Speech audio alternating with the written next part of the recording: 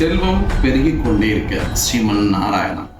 உங்கள் வீட்டு பக்கத்தில் இருக்க கோயில், பெருமாள் கோயில், மகாலட்சுமி கோயில், எந்த தெய்வமாக இருந்தாலும் முதல்ல போய் எலுமிச்சம்பழத்தை போய் வச்சு பாதத்தில் வச்சு வாங்கிட்டு வாங்க.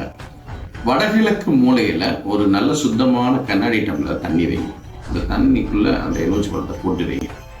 இது எத்தனை நாள் இருக்கும்னா 2 நாள் இருக்கும் அல்லது 3 நாள் இருக்கும். அதுக்கப்புறம் திரும்பி பெருமாள்கிட்ட வச்சு வாங்கிட்டு போய் வைங்க. சரிங்களா? மகாலட்சுமி அருள் கிடைக்கும். சரிங்களா? அதே போல் சுத்தி, உங்கள் வீட்டில் சுத்தி எங்கேயுமே கல்லுப்பு ஏதோ ஒரு டப்பாவில் போட்டு சின்ன டப்பாவோ ஏன் பிளாஸ்டிக் டப்பாவோ சில டப்பாவோ எங்கேங்களா ஒரு நிம்மதி இல்லாமல் சத்தம் போட்டுக்கிட்டே இருந்தீங்க, சண்டை போட்டுக்கிட்டே இருந்தீங்கன்னா, வீட்டில் தெளிவு இல்லாமல் எதுக்கு எடுத்தாலும் போராடிக்கிட்டே இருந்தோம்னா, இந்த உப்பை போட்டு எல்லா ரூம்லேயும் வைங்க, எல்லா இடத்துலையும் வைங்க. காலம் 8 திக்கிலையும் வைக்கலாம்.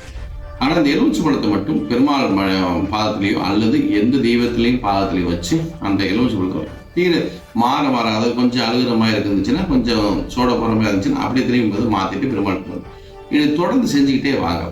ரொம்ப விசேஷமாக வரும். மகாலட்சுமி அருள் கிடைக்கும். செல்வம் பெருகிட்டு இருக்கும். வீட்டில் பணப்புழக்கம் இருந்து கொண்டே இருக்கு. இதற்குண்டான வழி. சரிங்களா? நல்லது நடக்கட்டும். ஸ்ரீமன் நாராயணா.